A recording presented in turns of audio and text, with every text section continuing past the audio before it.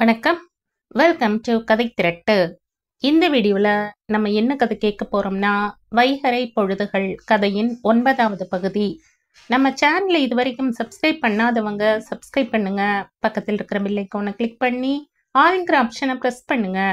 So that நான் போடுற கதைகளை உடனுக்குடனே நீங்கள் கேட்கலாம். வாங்க கதைக்குள்ளே போகலாம். சத்யா பாத்ரூமுக்கு சென்று 1 மணி நேரம் ஆகிறது. ஜன்னலின் மறுபுறம் மேற்கு திசையில் மாலை நேரம் இருண்டது. ஷேர்லி லைட்டை ஆன் செய்தாள். நெல்சனின் மரண செய்தி வெளியான பத்திரிகையை தரையில் இருந்து எடுத்து மடக்கி டேபிள் மீது வைத்தாள். ஷேர்லி குளியலறையை நோக்கி நடந்தாள். மூடி கிடக்கும் கதவின் மறுபுறத்தில் டாப்பில் இருந்து பக்கெட்டுக்குள் தண்ணீர் விழுந்து வழிந்து வெளியேறும் சத்தம். வேறு எந்த விதமான சத்தமும் இல்லை. சத்யா, ஷேர்லி பாத்ரூம் கதவை தட்டினாள். இன்னுமா குளிக்கிற நீ? பாத்ரூம்குள்ள நுழைஞ்சு 1 மணி நேரத்துக்கு மேல ஆச்சு. டாப்பில் இருந்து தண்ணீர் விழும் சத்தம் சட்டென்று நின்றது. நீ ஏன் பாத்ரூம்ல லைட் போடல? நேரம் இருட்டினதே தெரியலையா உனக்கு? ஷேர்லி கேட்டாள். மறுபடி டாப் திறந்து தண்ணீர் கொட்டும் சத்தம். ஷேர்லி அறைக்கு திரும்பி வந்தாள். அதன் பிறகும் 1/2 மணி நேரம் கழித்துத்தான் சத்யா குளியலை முடித்து வந்தாள். ஷேர்லி அவளை எச்சரிக்கையுடன் பார்த்தாள். உன் கண்ணெல்லாம் ஏன் இப்படி செவந்திருக்கு? குளிரும் நடுக்கமும் அதிகமா இருக்கு. ஜுரம் வரும்னு தோணுது. ஜலதோஷம் வந்தது போல் சத்யாவின் குரல் கொடத்தது. சத்யா உடை மாற்றினாள். கட்டிலின் தலைப்புற சட்டத்தில் தலையணையை வைத்து அதில் முகம் பதித்து முடியை ஃபேன் காற்று படுவதற்காக பரப்பி வைத்தாள். சாப்பாட்டு நேரமானதும் ஷேர்லி அவளை அழைத்தாள். கிளம்பு, மெஸ்ஸுக்கு போகலாம். நான் வரல, கொஞ்ச நேரம் தனியா படுத்திருக்கணும் போல இருக்கு. ஷேர்லி புறப்பட திரும்பினாள். லைட்டை அணைச்சிடு ஷேர்லி, கண் எரியற மாதிரி இருக்கு. ஷேர்லி லைட்டை அணைத்து விட்டு போனாள். அவள் சாப்பிட்டு விட்டு திரும்பி வரும்போதும் சத்யா அப்படியேதான் படுத்திருந்தாள். ஷேர்லி லைட் போட்டதும், வெளிச்சம் வேண்டாம் ப்ளீஸ் ஷேர்லி. சத்யாவின் குரல் மிகவும் தீனமாக ஒலித்தது. ஷேர்லி லைட்டை அணைத்துவிட்டு படுக்கையில் அமர்ந்தாள். இருட்டும் அமைதியும். ஷேர்லி ஒரு பெருமூச்செறிந்தபடி சொன்னாள். நான் நெல்சனை பத்தி நினைச்சிட்டு இருந்தேன். சாகிறதுக்காகவே வெளிநாடு போயிருக்கான். சத்யா ஏதாவது சொல்வாள் என்று எதிர்பார்த்து ஒரு சில வினாடிகள் காத்திருந்தாள். பேப்பரில் செய்தியை படித்த பிறகு சத்யா அதை பற்றி ஒரு வார்த்தை கூட பேசவில்லை. நீ மட்டும் மனசு வச்சிருந்தா இந்த விபத்தை தவிர்த்திருக்கலாம்னு தோணுது. போறதுக்கு மனசே இல்லாமத்தான் இருந்தான். நீ என் மேல கொலை குற்றம் சுமத்துறையா என்ன? அந்த குரலில் இருந்தது துயரமா கோபமா என்பதை ஷேர்லியால் பிரித்தறிய முடியவில்லை. குற்றம் சுமத்த நான் யார்? அவன் இறந்துட்டாங்கிற செய்தியை வாசித்ததும் என்னோட யாரோ ஒரு சொந்தக்காரங்க இறந்து போனது மாதிரி ஒரு அதிர்ச்சி. நம்ப முடியல. ரயில் பெட்டி வாசல்ல நின்னுட்டு அவன் இப்பவும் டாட்டா காட்டுற மாதிரி இருக்கு. அந்த வருத்தத்தை யார்கிட்டையாவது மனசை விட்டு சொல்ல வேண்டாமா? அவன் இறந்திருக்க கூடாதுங்கிற ஆசையால சொல்றேன். ஷேர்லியின் தொண்டை அடைத்ததால் வார்த்தைகள் துண்டு துண்டாக ஒலித்தன. அமைதி. சற்று நேரத்துக்கு பிறகு மூக்கு அடைப்பட்ட குரலில் சத்யா புலம்புவது கேட்டது. விபத்து யாருக்கு வேணும்னாலும் ஏற்படலாம். யாருக்கு எங்க கேரண்டி இருக்கு? நாளைக்கு நானாக கூட இருக்கலாம், இல்லைன்னா நீயா இருக்கலாம். சாகர நேரம் ஆகும்போது அதுக்கான காரணம் உண்டாகும். எத்தனையோ பேர் தினந்தோறும் விபத்துல இறந்து போறாங்க. எங்கெல்லாம் எப்படியெல்லாம் மனுஷங்க கொல்லப்படுறாங்க. எத்தனை பேர் தற்கொலை பண்ணிக்கிறாங்க. அதுக்கெல்லாம் வருத்தப்பட்டோம்னா நமக்கு இந்த வாழ்க்கையே போதாது. ஷேர்லிக்கு இன்னதென்று விளக்க முடியாத கோபம் தோன்றியது. அவன் அன்னைக்கு சொன்னது சரிதான். இதயமே இல்லாதவன் நீ. இல்லனா அந்த செய்தியை படிச்சதுமே உன் இதயம் வெடிச்சிருக்கும். உன் கண்ணுல ஒரு துளி கண்ணீரை கூட நான் பார்க்கலையே. கோபம் அடங்காதவளாக ஷேர்லி பேசினாள். வேற எதுக்காக இல்லைன்னாலும் 4 நாள் அவன் கூட வாழ்ந்தவளாச்சே. அவன் குழந்தையை இன்னும் சுமந்துட்டு இருக்கிறையே. அதற்கு சத்யாவிடமிருந்து எந்த விதமான பதிலும் வரவில்லை. ஷேர்லி அத்துடன் பேச்சை நிறுத்தி கொண்டாள்.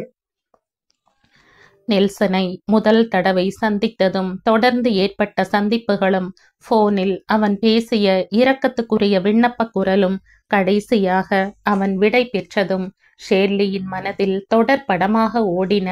அவள் அவற்றை நினைவு கூர்ந்தவாறு படுத்திருந்தாள். எப்போது தூங்கினாள் என்று அவளுக்கே தெரியவில்லை. விடியற்காலை 4 மணிக்கெல்லாம் அலாரம் அடித்ததும் ஷேர்லி விழித்தாள். மேஜை பக்கமாக கையை நீட்டி டைம் பீஸின் அலாரம் பட்டனை அழுத்தினாள். 4 மணிக்கு எழுந்தால் 7 மணி வரை வாசிப்புதான். ஷேர்லி எழுந்து லைட் போட்டாள். சத்யா கட்டிலின் மேற்புற ஃப்ரேமில் தலையணையை வைத்து அதில் தலை சாய்த்து கண்கள் திறந்தபடியே படுத்திருந்தாள். நேற்று படுத்தபடியே கிடக்கிறாள். வெளிச்சம் கண்ணில் பட்டதும் அவள் சுவர் பக்கமாக முகத்தை திருப்பினாள். அவள் கண்கள் ரத்தம் போல் சிவந்திருந்தன. நீ தூங்கவே இல்லையா சத்யா? ஷேர்லி திகைப்புடன் கேட்டாள். என்னமோ தூக்கமே வரல. ஒருவேளை ஜலதோஷத்தாலையும் இருக்கலாம். அவள் குரலில் நடுக்கம் தெரிந்தது. இருந்தாலும் 4 மணி வரையிலுமா தூங்காம இருக்கிற? 4 மணி ஆயிடுச்சா? ஷேர்லி சத்யாவின் நெற்றியிலும் கழுத்திலும் கை வைத்து பார்த்தாள். உன் உடம்பு ஏன் இப்படி சில்லுன்னு இருக்கு? உடம்பு சரியில்லையா? அதெல்லாம் ஒண்ணுமில்ல, நீ போய் படி. விளக்கு அணைக்கணுமா? வேண்டாம். சத்யா தன் கண்களுக்கு மேல் துண்டை எடுத்து போட்டாள்.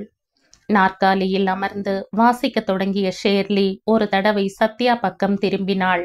அவள் கை கால்கள் நடுங்குவது போல் தெரிந்தது. ஆனால் சட்டென்று நடுக்கம் நிற்கவும் செய்தது. பயப்பட வேண்டியதில்லை. சற்று நேரம் கழித்து மறுபடி பார்த்தபோது மீண்டும் நடுக்கம். ஷேர்லி பதைப்புடன் எழுந்தாள். சத்யாவின் உடல் மொத்தமும் நடுங்கியது. சத்யா, என்னாச்சு? ஏன் இப்படி நடுங்குது உடம்பு? ஒண்ணுமில்ல, ரொம்பவும் குளிருது. உன் போர்வையை இப்படி போடு. ஷேர்லி தனது போர்வையை எடுத்து அவளை போர்த்தினாள். எல்லாம் சரியாயிடுச்சு, நீ போய் படி. ஷேர்லி அவளையே பார்த்தாள். சற்று நேரத்துக்குள் சத்யா தூங்கிவிட்டாள். பக்கத்து கம்பெனியில் இருந்து 5 மணிக்கான சங்கு ஒலித்தது. தூக்கத்தில் சத்யா அவ்வப்போது நடுங்கினாள். சில சமயம் அவள் அவசரமாக மூச்சு வாங்கினாள். மார்பகங்கள் விசையுடன் உயர்ந்து தாழ்ந்தன. முகத்தில் தாங்க முடியாத வேதனையின் நிழல் படிந்தது. அவள் அழுது விடுவாள் என்று தோன்றியது. உதடுகள் எதையோ மந்திரிப்பது போல் அசைந்தன.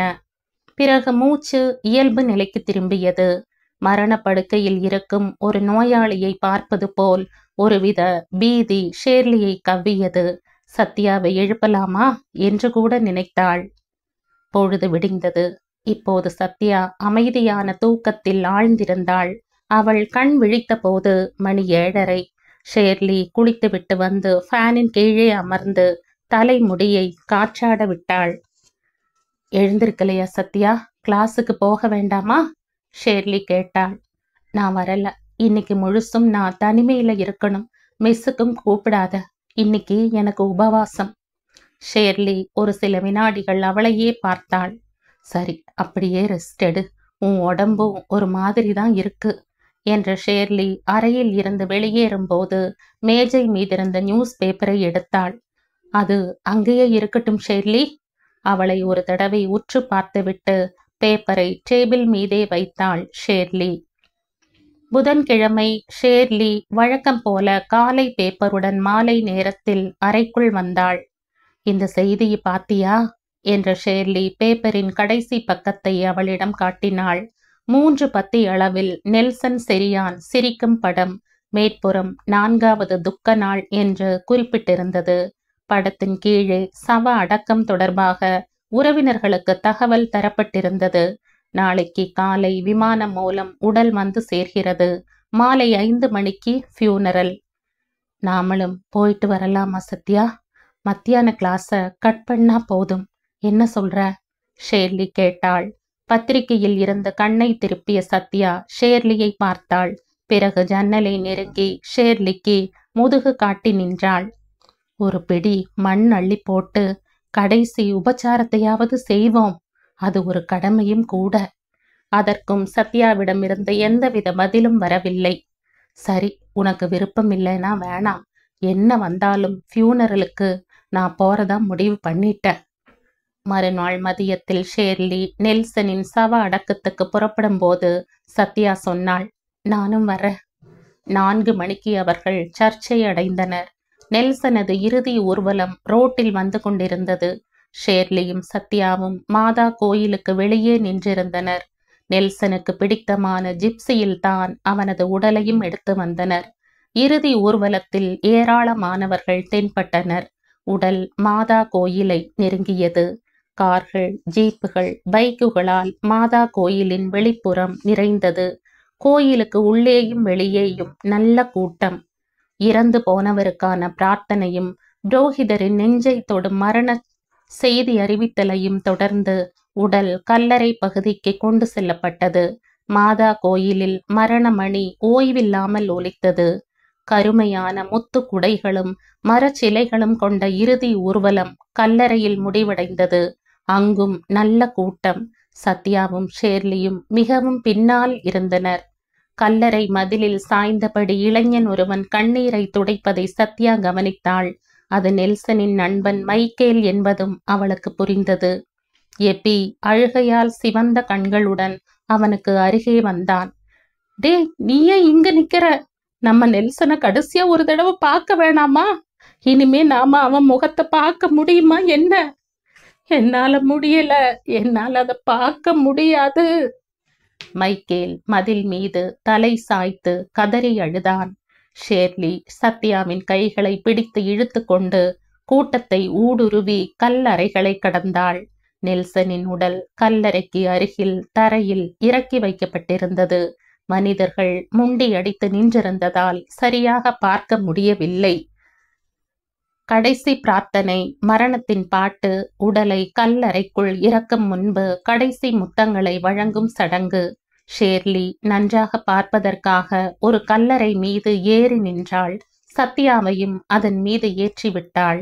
கருப்பு துணியில் வெள்ளை நிற சிலுவை குறி போடப்பட்ட சவப்பெட்டிக்குள் கண் மூடி அசைவற்று கிடந்த நெல்சன் முகத்தை அவர்கள் பார்த்தனர். யாரெல்லாமோ கதறி எழுதபடி அவன் நெற்றியில் கடைசி முத்தங்களை வழங்கினர். அப்பா, அம்மா, உறவினர்கள். நடுவயது மனிதர் ஒருவர் குனிந்து அவன் நெற்றியில் முத்தமிட்டு வாய் விட்டு உரத்த குரலில் கதறி அழுதார். நீ இதுக்காக வாடா என்கிட்ட டாட்டா சொல்லிட்டு போன? தளர்ந்து விழப்போன அவரை யாரெல்லாமோ சேர்ந்து தாங்கி பிடித்தனர். கூடியிருந்தவர்கள் மத்தியில் இருந்து வாய் மூடி அழும் சத்தங்களும் விம்மல்களும் உயர்ந்தன. யாரோ ஒரு பெண்மணி உரத்த குரலில் அழுவது கேட்டது. என்னால தாங்க முடியலையே. ஷேர்லி ஷாலால் வாயை பொத்தியபடி கல்லறையில் இருந்து கீழே இறங்கினாள். சத்யா மீண்டும் ஒரு தடவை எட்டி பார்த்தாள். சவப்பெட்டி மீது யாரோ ஒருவர் மலர் வளையங்களை, ரீத்துக்களை எடுத்து வைத்தார். எவருடையதெல்லாமோ கண்ணீர் துளிகள் விழுந்து நனைந்த நெல்சனின் கன்ன கதுப்புகள். வழக்கம் போல் நெற்றியில் சோம்பலுடன் விழுந்து கிடக்கும் சுருண்ட முடி இழைகள். சத்யாவின் தலைமுடி இழைகளின் ஊடாக நடுக்கம் ஒன்று மின்சாரம் போல பாய்ந்தது. அவள் எலும்புகளும் தசையும் உருகத் தொடங்கியது. சத்யா தளர்ந்து கொண்டிருந்தாள். ஆழங்கானா நீர் பரப்புக்குள் மூழ்குபவள் போல துவண்ட கைகளால் எதையோ துழாவினாள். யாரையோ பிடித்தபடி அப்படியே கல்லறை மீது உட்கார்ந்தாள். அதற்குள் ஷேர்லி அவளை தாங்கி பிடித்தாள். சத்யா நிமிர்ந்தாள். உதரத்தில் எங்கேயோ ஒரு சிறு சலனம், ஒரு சிற்றுயிரின் அசைவு. சவப்பெட்டியின் மூடியை அடைக்கும்படி யாரோ சொல்வது கேட்டது. சத்யா தன் உடலின் மொத்த சக்தியையும் கால்களுக்கு கொண்டு வந்து எழுந்து நின்றாள். அவள் முன்புறமாக முண்டி அடித்து செல்ல முயன்றாள். சத்யா, ஷேர்லி அழைத்தாள். நான் பார்க்கணும், இன்னும் ஒரு தடவை நான் அவனை பார்க்கணும். ஆட்களின் நெரிசலில் சத்யாவின் பாதை தடைப்பட்டது.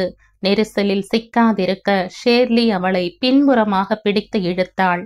சவப்பெட்டியின் மூடியை அடைத்த போதும், அதை கல்லறைக்குள் இறக்கிய போதும் எவரெல்லாமோ உரத்த குரலில் அழும் சத்தங்கள் கேட்டன.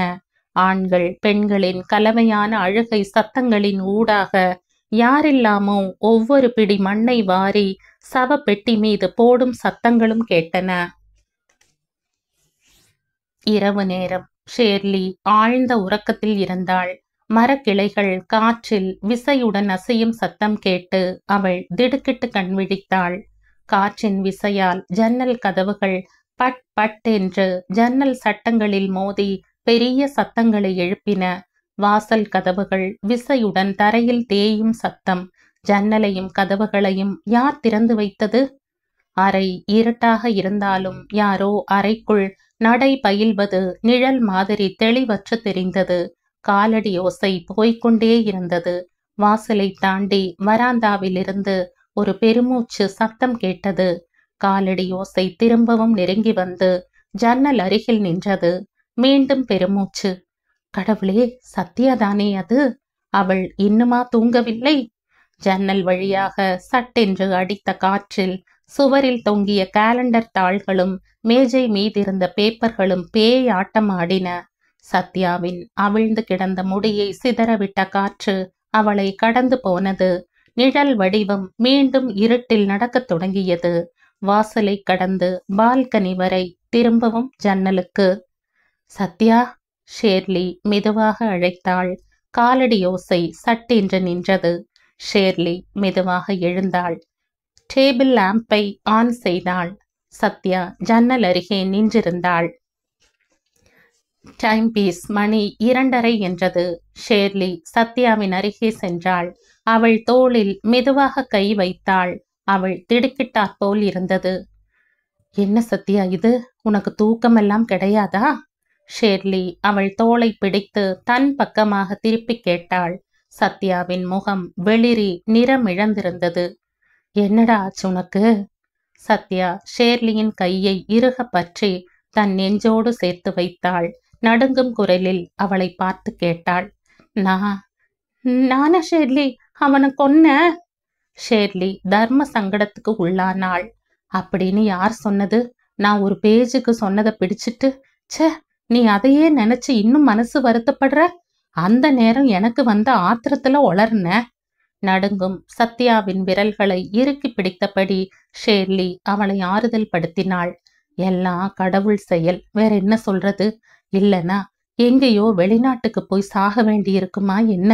அவனோட ஆயுள் கணக்கு முடிஞ்சு போயிருச்சு. வீணா எந்த குற்ற உணர்வும் உனக்கு வேண்டாம்.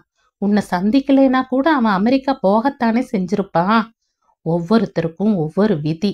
இத பத்தி எல்லாம் நினைச்சு வீணா மனசை போட்டு அலட்டிக்காத.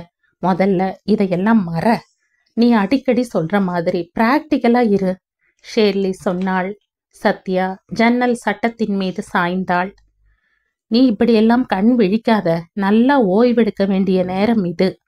ஷேர்லி அவள் கையை பிடித்து படுக்கைக்கு அழைத்து வந்து உட்கார வைத்தாள். உனக்கு துணையா நானும் உன் கூட படுத்துக்கிறேன். லைட்டை அணைத்த பிறகு ஷேர்லி அவளுக்கு பக்கத்தில் வலது கையால் அவளை கட்டி பிடித்தபடி படுத்தாள். அறையில் இருட்டும் அமைதியும் துள்ளி விளையாடின. சற்று நேரத்துக்கு பிறகு சத்யாவின் வேதனை நிறைந்த குரல் ஷேர்லிக்கு கேட்டது. கண்ணை விட்டு போக மாட்டேங்குது ஷேர்லி. தீ பிடிச்ச கட்டடம், அடர்த்தியான புகைக்கு நடுவுல வழி தெரியாம உயிரை கையில பிடிச்சிட்டு தப்பிக்க முடியாம அவ ஓடுறா. மூச்சு திணறி வளைஞ்சு நெளிஞ்சு ஏதேதோ அறை வழியா, காரிடர் வழியா. சத்யா பேச்சை சற்று நிறுத்தினாள். அவள் மூச்சை அடக்குவதாக ஷேர்லிக்கு தோன்றியது. பிறகு அமைதியின் சிறகை துண்டித்தாற் போல மிகவும் உஷ்ணமான ஒரு பெருமூச்சு சத்தம். பாவம், எந்த அளவுக்கு பயந்திருப்பான். யாராவது வந்து காப்பாத்துவாங்கன்னு உயிர் பயத்தோடு எதிர்பார்த்திருப்பான். எப்படி குரல் கொடுத்து கத்தி இருப்பான்.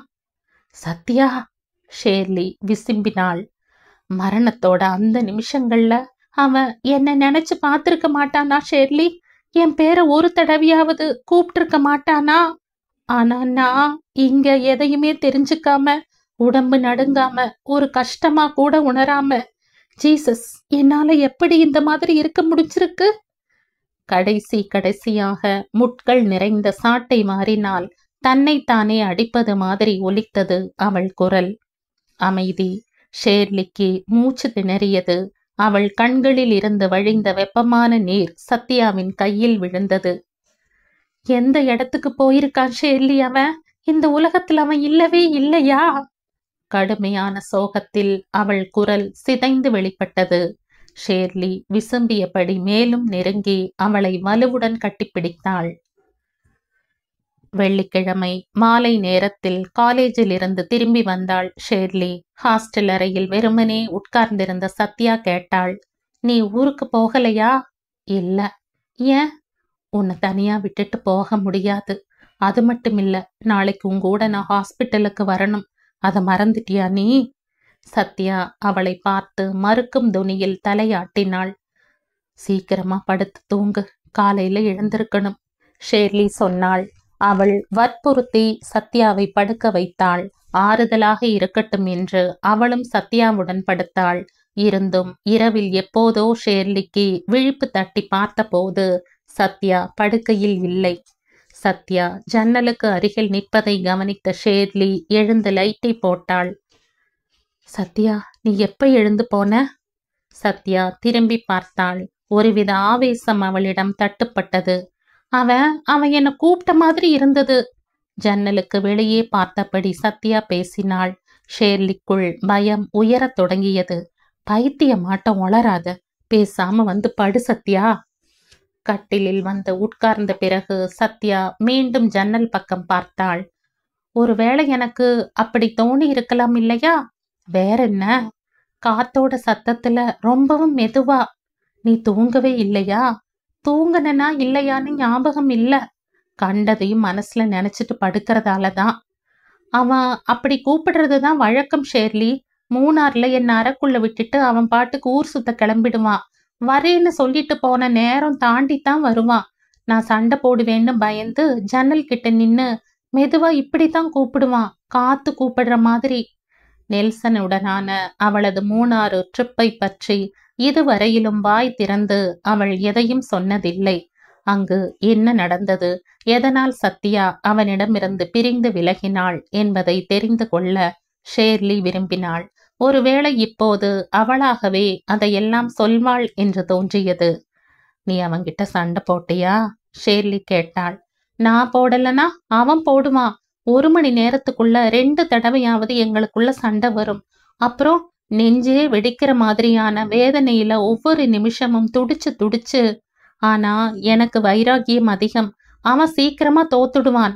நெற்றியிலும் கன்னத்திலும் எல்லாம் உதிர்ந்து விழும் கண்ணீர் துளிகளின் வெப்பத்துல நான் அவனோட இதய உருக்கத்தை அடையாளம் கண்டிருக்கேன். ஏதோ ஒரு நினைவில் அமிழ்ந்தவளாக சத்யா சட்டென்று அமைதியானாள். அப்புறம் எப்படி உன்னால அவனை வெறுக்க முடிஞ்சது? ஷேர்லி மென்மையான குரலில் கேட்டாள்.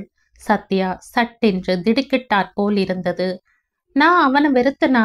நீ அப்படியா நினைச்சிட்டு இருக்க? என்ன ஒரு துரதிர்ஷ்டம். ஷேர்லி மௌனமாக இருந்தாள். சத்யாவிடம் இதை கேட்டு இருக்கக்கூடாதோ என்று நினைத்தாள். சத்யாவே அதை முழுமையாக்கினாள். நீ உன் இஷ்டப்படி நம்பு. ஆனா அவனுக்கு உண்மை தெரியும், அப்புறம் கடவுளுக்கும் தெரியும். அது போதும், சத்யா கூறினாள். அந்த விஷயத்துக்கான கதவு சட்டென்று அடைப்பட்டாற்போல் ஷேர்லிக்கு தோன்றியது. மாறாக சத்யா தீர்மானித்திருந்தால் இப்போது அவள் எந்த அளவுக்கு துயரப்பட வேண்டியிருக்கும்? கனத்த அமைதியின் ஊடாக அவ்வப்போது சத்யாவின் பெருமூச்சுகள் மட்டும் உயர்ந்தன. ஷேர்லி அவள் தோளில் மெதுவாக தட்டினாள். தூங்கு, எதையும் நினைக்காத. காலையில 8 மணிக்கு ஆஸ்பத்திரிக்கு வந்துடணும்னு டாக்டர் சொல்லி இருக்காங்களே. சத்யா அவளுக்கு நேராக புரண்டு படுத்தாள். தன் குளிர்ந்த வலது கையை எடுத்து அவள் தோளில் வைத்தாள். பிறகு ஷேர்லியை ஊன்றி பார்த்தாள். அந்த இருட்டிலும் சத்யாவின் கண்களின் பளபளப்பை அவளால் பார்க்க முடிந்தது. நான் ஆஸ்பத்திரிக்கு வரல ஷேர்லி. ஷேர்லிக்கு அதன் பொருள் விளங்கவில்லை. என்ன சொல்ற நீ? அவன் உயிரோட அம்சம் பூமியில எங்கேயாவது மிஞ்சி இருந்தா அது எனக்குள்ளதான் இருக்கு. நான் அதை அழிக்க மாட்டேன். ஷேர்லி திடுக்கிட்டாள். சத்யாவை கட்டி பிடித்திருந்த வலது கைக்கு ஒருவித சோர்வு தோன்றியது. மிகவும் பலவீனமான குரலில் கேட்டாள். ஏன் உனக்கு மட்டும் இப்படியெல்லாம் தோணுது சத்யா? இந்த உலகத்துல அவனோட குழந்தைய பெற்று எடுக்க முடிஞ்ச ஒரே ஒரு பெண் இப்ப நான் தான். அதை காப்பாத்தணும்னு தீர்மானிச்சுட்டேன். நீ இப்ப எதையும் பேச வேண்டாம். உன் மனசு சரியில்லை, தூங்கு, ஷேர்லி சொன்னாள். அதன் பிறகு யாரும் எதுவும் பேசவில்லை. எனினும் ஷேர்லி தூங்கவில்லை என்பதை சத்யாவும், சத்யா தூங்கவில்லை என்பதை ஷேர்லியும் உணர்ந்தனர். ஒருவேளை அவள் விளையாட்டுக்காக சொல்லி இருப்பாளோ? அப்படித்தான் இருக்கும். ஷேர்லி தனக்குத்தானே ஆறுதல் சொல்லிக் கொண்டாள். நினைக்கும் போதே பகீர் என்றது. எப்படி தூங்க முடியும்? கல்யாணமாகாத கல்லூரி மாணவி ஒருத்தி இறந்து போன காதலனின் குழந்தையை பெற்று வளர்ப்பது நடக்கக்கூடிய காரியமா? அதன் பிறகு அவளுக்கு வாழ்க்கை என்ற ஒன்று இருக்கிறதா? கடவுளே, நீங்கள் தான் அவளை திருத்த வேண்டும். அவளது இந்த தீர்மானத்தை தடுத்து நிறுத்த வேண்டும். ஷேர்லி மனமுருகி பிரார்த்தித்தாள். விடிகாலை சேவல் கூவுவதையும் 5 மணிக்கு சங்கு ஒலிப்பதையும் கேட்ட ஷேர்லி அசையாமல் படுத்திருந்தாள். 6 மணி ஆனதும் எழுந்தாள். காலை கடன்களை முடித்துவிட்டு அவள் திரும்பி வந்தபோதும் சத்யா அப்படியேதான் படுத்திருந்தாள். ஷேர்லி அவளை எழுப்பினாள். பிரஷ், பேஸ்ட், டவல் எல்லாவற்றையும் அவள் கையில் எடுத்து வைத்துவிட்டு கட்டளையிட்டாள். நான் குளிச்சுட்டு வர்றதுக்குள்ள எல்லாம் முடிஞ்சு ரெடியா இருக்கணும். ஷேர்லி பாத்ரூமை நோக்கி நடந்தாள். அவள் குளித்துவிட்டு வரும்போது சத்யா டூத் பிரஷை கையில் பிடித்தபடி ஜன்னல் சட்டத்தில் சாய்ந்து நின்றிருந்தாள். நீ இப்படி அசமஞ்சமா நின்னுட்டு இருந்தா நான் என்ன பண்றது? சீக்கிரமா ரெடியாகி புறப்படு. சாரி சாரி ஷேர்லி, நான் ஏற்கனவே உங்ககிட்ட சொல்லிட்டேனே. ஷேர்லி அவளுக்கு முன்னால் வந்து நின்று சற்று கோபத்துடன் பேசினாள். சும்மா இப்படி பைத்தியமாட்டம் நடந்துக்காத. நீ யோசிக்கிறதும் பேசுறதும் என்னன்னு உனக்கே புரியுதா? இதுதான் நீ சொல்ற பிராக்டிக்கல் அறிவா? அப்படின்னா உனக்கு இன்னும் புரியலையா? இந்த உலகத்துல இருக்கிற மத்தவங்களை பொறுத்தவரை அவன் இறந்துட்டான். சத்யா தன் வயிற்றில் கையை வைத்து கொண்டு உணர்வு பூர்வமாக சொன்னாள். அதனால எனக்குள்ள மட்டும்தான் அவன் உயிரோட இருக்கான். அவனோட உயிர் அவன் ஆத்மாவோட ஒரு பகுதி. அவன் உயிரோட இருந்த போதே இதை நினைச்சு பார்த்துருக்கலாமே. நான் உங்ககிட்ட எத்தனை தடவை படிச்சு படிச்சு சொன்னேன். அப்பெல்லாம் அபார்ஷன் பண்ணணும்னு தானே நினைச்ச நீ. அன்னைக்கு நீ சொன்னபடியே நான் நடந்திருந்தாலும் இதெல்லாம் தானே நடந்திருக்கும் ஷேர்லி. நான் சொல்றத கொஞ்சம் புரிஞ்சுக்க பாருடா. நெல்சன் உயிரோட இருந்தா இதுல எந்த விதமான சிக்கலும் கிடையாது. இந்த உலகத்துல நீ சுட்டி காட்ட ஒருத்தன் இருந்தான். என்னைக்காவது ஒரு கரையை அடையலாம்ங்கிற சன்னமான நம்பிக்கைக்காவது வழி இருந்திருக்கும். இப்ப நீ நெல்சனோட பேரை சொன்னா யார் நம்புவாங்க? அதனால என்ன பிரயோஜனம்? நீ காலேஜ்ல படிக்கிற ஒரு பொண்ணு, கல்யாணம் ஆகாதவ. உனக்கு வாழ்க்கைன்னு ஒண்ணு இல்லையா? அப்பான்னு ஒருத்தரை சுட்டி காட்டுறதுக்கு இல்லாம அப்பா இல்லாத குழந்தையோட 4 பேருக்கு மத்தியில நீ போனா உனக்கு கிடைக்கிற பேர் விபச்சாரிங்கிறதா தான் இருக்கும். வழுக்கி விழுந்தவள்ங்கிற முத்திரைய ஒருபோதும் அழிக்க முடியாதபடி உன் நெத்தியில ஒட்டி வச்சிடும். அதுல இருந்து நீ ஒருபோதும் விடுபட முடியாது. வாழ்க்கை முழுசும் உனக்கோ நீ பெத்துக்க போற குழந்தைக்கோ எந்த விதமான பாதுகாப்பும் இருக்காது. நாளைக்கு வீட்டு கதவை தட்டி வெறி பிடிச்சவனுங்க உன் மானத்தை விலை பேசுவானுங்க. உலகத்தோட ஒட்டு மொத்த கேலிக்கும் கோபத்துக்கும் ஆளாகி அவமானப்பட்டு ஒரு வேசி மாதிரி வெறுக்கப்பட்டு நீயும் குழந்தையும் அலைய வேண்டி இருக்கும். எவ்வளவு பயங்கரம் இதெல்லாம்! நீ யோசிச்சு பாரு. நல்லா யோசிக்க கூடியவதான நீ. சத்யா முகம் குனிந்தபடி கை விரல்களை கோத்தும் பிரித்தும் ஒரு பயிற்சி மாதிரி தொடர்ந்து செய்தாள். ஷேர்லி பேச்சை தொடர்ந்தாள். வாழ்க்கையில கல்யாணமே வேண்டாம்னு தீர்மானிக்கிறது போலவோ, மடத்துல சேர்ந்து கன்னியாஸ்திரி மாறுறது போலவோ, தற்கொலை செஞ்சுக்கிற மாதிரியோ இல்லை இது. இது எல்லாத்தையும் விட பயங்கரமானது. எப்படிப்பட்டவங்களை நீ எதிர்த்து நிக்கணும் தெரியுமா? அதுக்கப்புறம் உன்னால இந்த காலேஜ்ல படிக்க முடியுமா? உன் சொந்த வீட்லயாவது உன்னால நிம்மதியா இருக்க முடியுமா? எவ்வளவு பேருக்கு அவமானத்தை ஏற்படுத்த போற தெரியுமா? ஷேர்லிக்கு மூச்சு வாங்கியது. யாருக்காக இதெல்லாம்? எதுக்காக? இதை மகத்தான ஒரு தியாகமா நினைக்கிறையா? இதுக்கு பேருதான் பாவம். ஒரு உயிரை காப்பாத்துறதா நினைச்சிட்டு 2 உயிர்களை அழிக்கிற. செத்து போனவனோட பேரை சொல்லி அவனோட ஞாபகத்துக்காக உயிரோட இருக்கிறவங்கள அவமானப்படுத்துற. சத்யாவின் முகம் சிவந்து துடித்தது. உதடுகள் நடுங்கின. விளக்க முடியாத வேதனை அவள் கண்களில் அலை அடித்தது. ஷேர்லியின் கையை பிடித்து கொண்டு ஜுரத்தால் பீடிக்கப்பட்டவள் மாதிரி சத்யா நடுங்கும் குரலில் பேசத் தொடங்கினாள். அவன் இறந்து போகல ஷேர்லி, எனக்குள்ள இருக்கான். நான் நான் மறுபடியும் அவனை பார்க்கணும். அவன் முகம், அந்த கண்கள், அதுக்காக நான் எதையும் பொறுத்துக்க தயாரா இருக்கேன், என்ன நடந்தாலும். ஷேர்லி ஏமாற்றத்துடன் தலையாட்டினாள். கடவுளே, இவளுக்காகத்தான் நான் ஊருக்கு போகாம இங்க காத்திருக்க. ஷேர்லிக்கு அழுகை அழுகையாக வந்தது. அவள் கண்ணீருடன் பேக்கிற்குள் துணிமணிகளை எடுத்து வைத்தாள். உடை மாற்றினாள். பேக்கை தோளில் போட்டவள் கன்னங்களில் வழிந்த நீரை துடைத்து கொண்டு சொன்னாள், நான் கிளம்புற. உன்னோட தலைவிதிய நீயே தீர்மானிச்சுக்க. வார்த்தைகளை முழுமையாக்காமல் ஷேர்லி அறையில் இருந்து வெளியேறினாள். திங்கட்கிழமை காலையில் ஷேர்லி வந்து சேர்ந்தாள். பதை பதைப்புடன் அறைக்குள் நுழைந்த அவள் சத்யா சுவரில் சாய்ந்து உட்கார்ந்து வாசிப்பதை பார்த்ததும் ஓரளவு ஆறுதல் அடைந்தாள். அவளை பார்த்ததும் சத்யா புன்னகைத்தாள். ரொம்ப சீக்கிரமா வந்துட்ட போல இருக்கு. ஷேர்லி பதில் எதுவும் சொல்லவில்லை. சத்யா படுக்கையிலேயே ஊர்ந்து சென்று ஷேர்லியின் முதுகில் தட்டினாள். இன்னும் உன் கோபம் தீரலையா? ஷேர்லி அவளை கிழிப்பது போல் பார்த்தாள். ஏன் கோபம் தீர்ந்தாலும் தீரலைனாலும் உனக்கென்ன? ஏண்டா இவ்வளவு சூடா இருக்க? ஷேர்லி முகத்தை என்று வைத்திருந்தாள். அன்று கல்லூரி முடிந்து மாலை நேரத்தில் அறைக்கு திரும்பிய ஷேர்லி உடனேயே வெளியே கிளம்பினாள். இருட்டும் நேரத்தில் தான் திரும்பி வந்தாள். இரவில் கோபம் மாறாத குரலிலேயே அவள் சத்யாவிடம் கேட்டாள், உன் தீர்மானம்தான் என்ன? சத்யா வியப்புடன் ஷேர்லியை பார்த்தாள். எதை பத்தி கேக்குற? அபார்ஷன் பத்தி. நீ இன்னுமா அதையே நினைச்சிட்டு இருக்க? நான் தான் அப்பவே சொல்லிட்டேனே, உனக்கு தெரியாததா என்ன? நான் ஒரு தடவை தீர்மானம் பண்ணினா அத மறுபரிசீலனை பண்றதில்லைன்னு. நல்லதானாலும் கெட்டதானாலும் அதுதான் நிலைமை. இது எல்லாத்துக்கும் காரணம் நான் தான். நெல்சனின் சவ அடக்கத்துக்கு உன்னை கூட்டிட்டு போனதுதான் பெரிய தப்பு. ஐயோ, இது என்னடா கஷ்டகாலம்?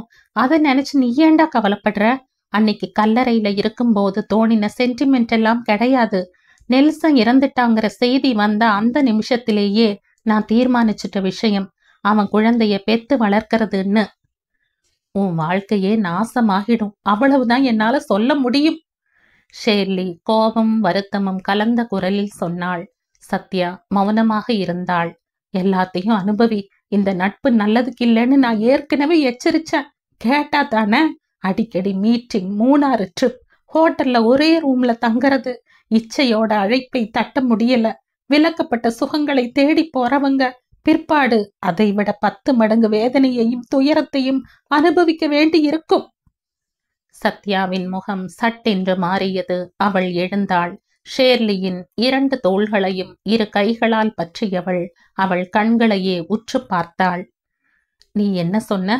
அவள் முகத்தில் தெரிந்த இறுக்கம் ஷேர்லியை பயப்படுத்தியது. காம இச்சையை அடக்க முடியாம ஆண் சுகம் தேடி போனேன்னா சொன்ன? அதுக்காக 4 நாள் அவன் கூட படுத்திருந்தேன்னா? ஷேர்லி சட்டென்று குறுக்கிட்டாள். நான் அப்படியெல்லாம் சொல்லல. நீயா கண்டதையும் சேர்த்து அர்த்தப்படுத்திக்க கூடாது. நீ நம்புனா நம்பு, எனக்கு அவங்கிட்ட அந்த மாதிரி எந்த உணர்வும் இல்ல ஷேர்லி. கேவலம் வெறும் உடம்பு சுகத்துக்காக மட்டும் நான் அவங்க கூட போகல. உனக்கு தெரியுமா நான் அதுக்காக எவ்வளவு வேதனை அடைஞ்சேன்னு? நரம்பெல்லாம் முறுக்கி அருந்து போயிட்ட மாதிரி, உடம்புல இருக்கிற ஒவ்வொரு தசை துணுக்கும் நொறுங்குற மாதிரி, ரம்பத்தால உடம்பையே 2ஆ பிளக்கிற மாதிரி. சத்யாவுக்கு மூச்சு வாங்கியது. ஷேர்லியின் தோளில் இருந்த கைகள் தளர்ந்தவை மாதிரி தானாகவே ஊர்ந்து விழுந்தன. அவன் சந்தோஷப்பட்ட நேரத்துல எல்லாம் நான் வேதனையை அனுபவிச்சேன். சத்யா தனது படுக்கையில் உட்கார்ந்து உள்ளங்கையால் நெற்றியை தாங்கி பிடித்தாள். ஷேர்லி சற்று நேரம் மௌனமாக இருந்தாள். பிறகு மென்மையான குரலில் கேட்டாள், நீ அவனை மனசார விரும்பினியா? சத்யா நிதானமாக தலையை உயர்த்தினாள். பிறகு இல்லை என்று தலையாட்டினாள். அப்புறம் எதுக்காக அவங்கிட்ட அடிபடிஞ்ச? சற்று நேர இடைவெளிக்கு பிறகு சத்யா அதற்கு பதில் சொன்னாள். அவன் அதுக்கு அருகதையானவன். அந்த அளவுக்கு அவன் என்ன விரும்பினா, அந்த அளவுக்கு என் மேல அன்பு செலுத்தினா. ஆம்பளைங்க அப்படித்தான். அழகான பெண்கள் கிட்ட அவங்க இப்படியெல்லாம் தான் நடந்துப்பாங்க. அதுக்காக அவனோட உணர்ச்சிகளுக்கு இரையாகிடுறதா? வேண்டாம் ஷேர்லி, நீ இப்படியெல்லாம் பேசாத. அவனுக்கு என்கிட்ட வெறும் காம தாகம்தான் இருந்ததுன்னு நினைக்காத. நீ நினைக்கிற செக்ஸா அது இல்ல. அவன் ஆத்மாவோட ஸ்பரிசத்தை என்னால உணர முடிஞ்சது. குளிர்ச்சியான ஒரு தீ கொழுந்து மாதிரி, ஒரு புறாவோட இறக்கை அசைப்பு மாதிரி, ஒரு துளி கண்ணீரோட வெப்பம் மாதிரி. எவ்வளவுதான் விளக்கினாலும் உனக்கு அதெல்லாம் புரியாது ஷேர்லி. ஷேர்லி அவள் முகத்தையே பார்த்தாள். உயிருக்கு சமமா என்னை விரும்புற ஒருத்தனுக்கு உதவலேன்னா அப்புறம் எனக்கு எதுக்கு இந்த மனசும் உடம்பும்? நானே என்ன அவன்கிட்ட விட்டு கொடுத்தேன். இதயபூர்வமான திருப்தியை தவிர வேற எதையும் அப்ப நான் விரும்பல. லாப எதிர்பார்ப்போ நஷ்ட பயமோ எனக்கு இல்ல. அளவுக்கு மீறி உன்னை நேசிக்கும் ஒரு கணவனாவே இருந்தா கூட எந்த விதமான